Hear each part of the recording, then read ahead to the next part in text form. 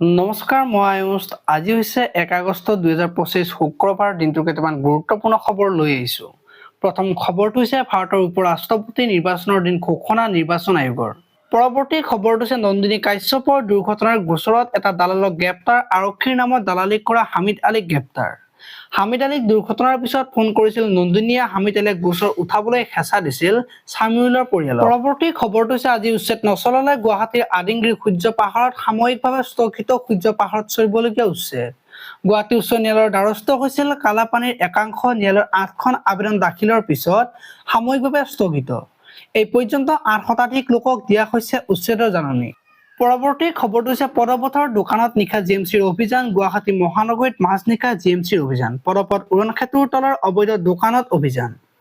দীৰ্ঘদিনে একাংশই অবৈধভাৱে চলাই আহিছিল ব্যৱসায়। জালুকবাৰী গণেশগুৰিত জিএমচিয়ে চলালে এই অভিযান। পৰৱৰ্তী খবৰটো হৈছে মঙলদৈত উচ্ছেদৰ প্ৰভাৱ। ভিন্ন প্ৰান্তত চলি থকাৰ উচ্ছেদৰ প্ৰভাৱ মঙলদৈত। যে ঘৰ ভাঙি দখল মুক্ত কৰিলে 42টা পৰিয়ালে। মঙলদৈ ৰাজচক্ৰৰ মঙলদৈ গাঁৱত আছিল বেদখল। পৰৱৰ্তী খবৰটো হৈছে উদ্যোগপতি অনিল আম্বানীলৈ ইডিৰ চমন। 5 আগষ্টত ইডিৰ মুখ্য কাৰ্যালয়ত হাজিৰ হ'বলৈ নিৰ্দেশ।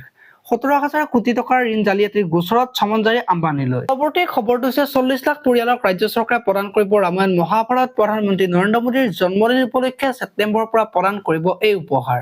সংবাদমেলযোগে ঘোষণা মুখ্যমন্ত্ৰীৰ। পৰৱৰ্তী খবৰটো হৈছে 8 ছেপ্টেম্বৰত অসমলৈ আহিছে প্ৰধানমন্ত্ৰী নৰেন্দ্ৰ মোদী। পৰৱৰ্তী খবৰটো হৈছে 29 আগষ্টত অসমলৈ আহিব কেন্দ্ৰীয় গৃহমন্ত্ৰী অমিত শ্বাহ। নতুন ৰাজভৱন মুকলি কৰিবলৈ গুৱাহাটীত উপস্থিত হ'ব কেন্দ্ৰীয় মন্ত্ৰীগৰাকী। পৰৱৰ্তী খবৰটো হৈছে অৰুণোদয় হিতাধিকাৰীক উদ্দেশ্যি ডাঙৰ ঘোষণা মুখ্যমন্ত্ৰীৰ। আগষ্ট মাহত লাখ লাখ হিতাধিকাৰীয়ে নাপাব অৰুণোদয় আঁচনিৰ ধন। পৰৱৰ্তী খবৰটো হৈছে 8 ছেপ্টেম্বৰত খানাপাৰাত আৰম্ভ হ'ব সুধাকণ্ঠৰ জন্ম শতবাৰ্ষিকী অনুষ্ঠান। মুখ্য অতিথি হিচাপে উপস্থিত থাকিব প্ৰধানমন্ত্ৰী নৰেন্দ্ৰ মোদী। জন্ম শতবাৰ্ষিকীৰ বছৰজোৰা কাৰ্যসূচীৰ শুভাৰম্ভ হ'ব খানাপাৰা খেলপথাৰৰ পৰা। সহস্ৰাধিক শিল্পীয়ে পৰিৱেশন কৰিব সমবেত সংগীত। প্ৰধানমন্ত্ৰীয়ে উন্মোচন কৰিব বিভিন্ন ভাষাত প্ৰকাশিত সুধাকণ্ঠৰ আত্মজীৱনী। সুধাকণ্ঠৰ স্মৃতিত মুদ্ৰা মুকলি কৰিব প্ৰধানমন্ত্ৰীয়ে। পৰৱৰ্তী খবৰটো হৈছে মুছলমানক টাৰ্গেট কৰা বন্ধ কৰক। হিমন্ত চৰকাৰে উচ্ছেদৰ বাবে অসমখন ৰসাতলে যাব। দেশৰ ৰাজধানী দিল্লীত গৰ্জন অসমৰ সংখ্যালঘু সংগ্ৰাম পৰিষদৰ। মুছলমানৰ প্ৰতিবাদত কঁপিছে দিল্লী। পৰৱৰ্তী খবৰটো হৈছে ডোনাল্ড ট্ৰাম্পে ভাৰত ৰাছিয়াৰ অৰ্থনীতিক মৃত আখ্যা দিয়াৰ পিছত ট্ৰাম্পক সমৰ্থন কৰি ৰাহুল গান্ধীৰ মন্তব্য।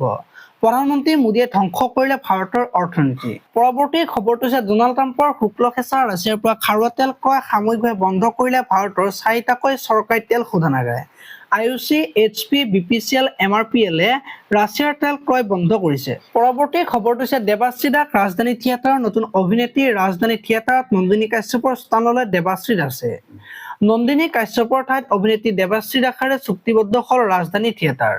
পৰৱৰ্তী খবৰটো হ'ল 2 আগষ্টত PM কিষাণৰ প্ৰত্যেকজন হিতাধিকাৰীয়ে পাব 20 নম্বৰ কিস্তিৰ ধন। ধন লাভৰ তালিকাত আপোনাৰ নাম আছেনে নাই? কেইবাটাও জৰুৰী কাম নকৰিলে বঞ্চিত হ'ব 2,000 টকাৰ পৰা। হেল্পলাইন নম্বৰত ফোন কৰি এতিয়াই দিয়ক অভিযোগ। আজিলৈ ইমানেই। আপোনালোকে যদি ভিডিঅ'টো চাই ভাল পালে তেতিয়াহ'লে লাইক কৰিব আৰু এনেকুৱা ধৰণৰ খবৰ মোক সদায় পাই থাকিবলৈ চেনেলটো ছাবস্ক্ৰাইব কৰি বেল আইকনটো প্ৰেছ কৰি দিব। ধন্যবাদ।